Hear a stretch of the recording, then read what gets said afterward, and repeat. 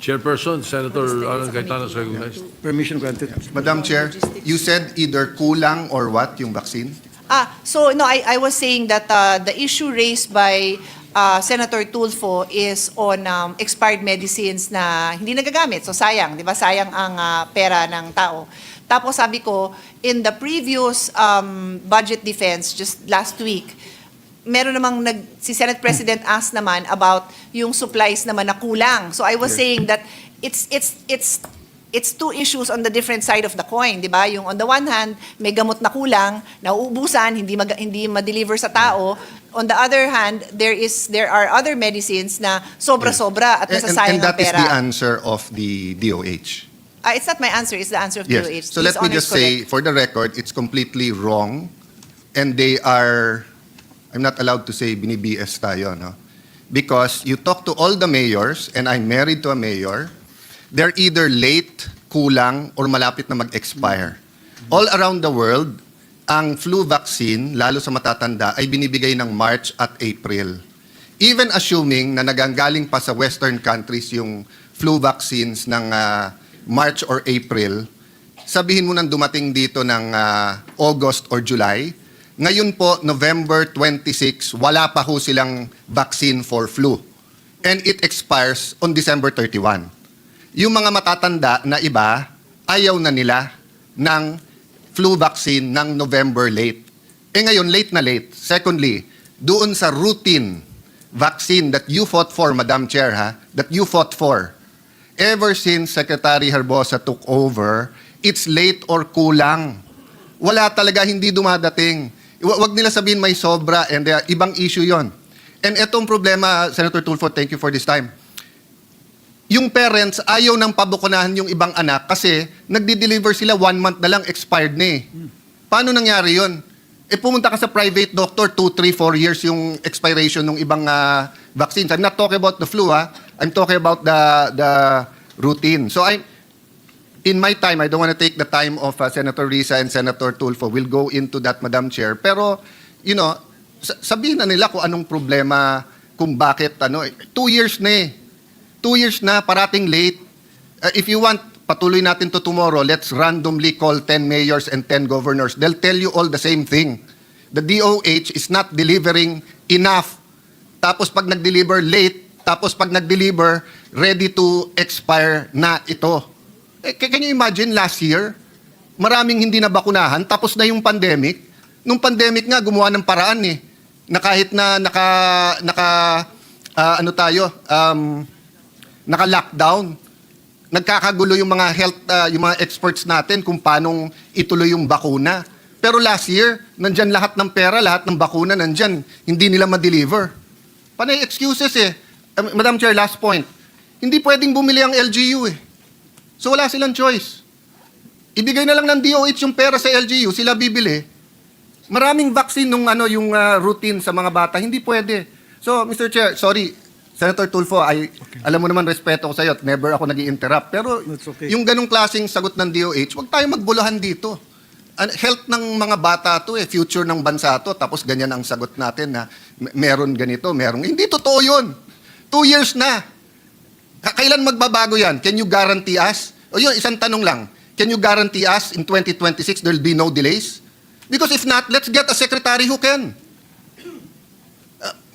Cambodia at saka Laos hindi nalilate yung bakuna eh. Pilipinas nalilate yung bakuna.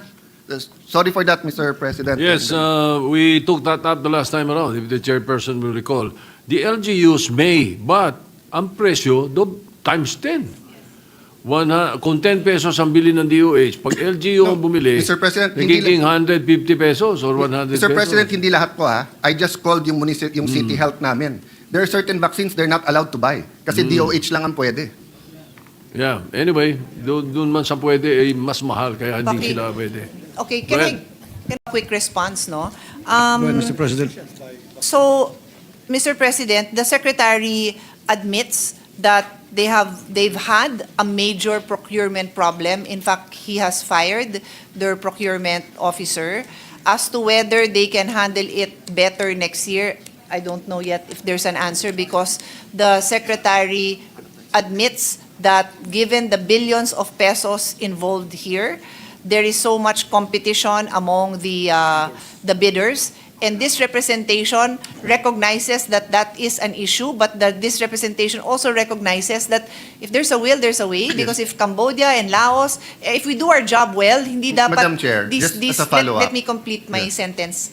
These bidders should be the ones following our rules and not dictating. Because of the delay, then we are now putting... I am one with His Honor that we are putting our children's lives at risk. Yes. Sorry to interrupt, Madam Chair, but you're talking about bidders.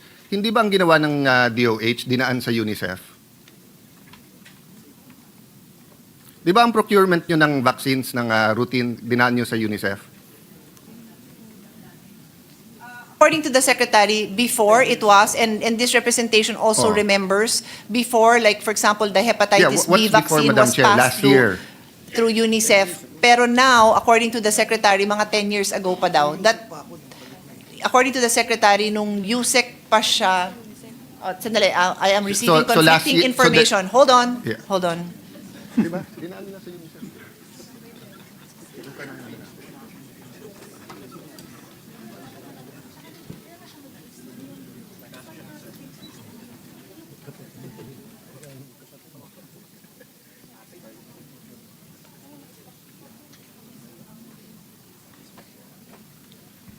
Yan yung pinail sa ombudsman, no? A release of 1.2 billion to UNICEF from February to July 2024. Ano yung matagal na at dati? At coincidence lang ba kasi tumatakbo yung secretary sa WHO? That's why I said, give me a minute to get a clear response. So, due to the measles outbreak, there was a purchase. Is it a one-time purchase?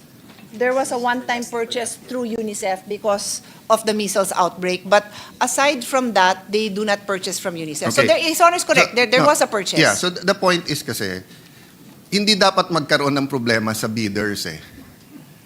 Di ba? Ang passport, 3 years nagka-problema sa Aquino administration. 1.5 years, 1 year nagka-problema before my time sa DFA. Noong time ko, 9 months kaming ginugulpe. Then we solved it. O sa LTO, 3 administrasyon, umupo si Vince Dizon. In 3 months, na-solve niya. Plaka ng kotse. Di ba, Senator JV, Senator SP, I think, di ba, nung term mo rin yun eh, nung daming problema sa LTO eh, di ba, yung plaka tsaka yung even lisensya. Na-solve lahat eh. Di ba? So, I mean, eto, immunization sa mga bata, you don't know how to slap people around. May mga siraulong bidder dyan, naloloko-lokohin yung bidder, di pakulong nyo. You cannot, sorry Senator Tulfo, usually ako malamig uno, ikaw mainit ulo, pero you cannot guarantee, I'm not talking to you, my dear ate, I'm talking to the DOH family and the secretary. Atin si Senator Tulfo sa podium. If the secretary cannot guarantee us that in next year there'll be no delays, of course, yung delays that are not foreseen, di ba? Kung may bagyo or nagsara ang mga port at hindi ma-deliver. But yung delays that happened the last 2 years, he has no business being secretary. Imagine, Mr. President, nandito tayo ngayon, 7 p.m., nakikinig tayo, nakailan beses na ang DOH. Hindi nyo magagaranti na bakuna lang, hindi on time. 30% of our kids are endangered of stunting. Ilan sa kanilang endangered dahil nga sa kahirapan dito sa mga sakit na i-prevent ng bakuna. Ang dami natin pinag-uusapan dito, budget nyo, laki-laki. Tapos, yung on time lang yung bakuna, o ibigay nyo lang sa Senate. Yung pera, kami na magbibid. Kami na magdi-deliver. Sorry, Senator Tulfo, but thank you for this intervention. But I think it's unacceptable that we do not have a hard answer here that hindi madi-delay ang mga bakuna. We're not talking about all kinds of medicines and competing. Ang pinag-uusapan pa lang natin yung routine na bakuna plus sa senior citizen na yung flu.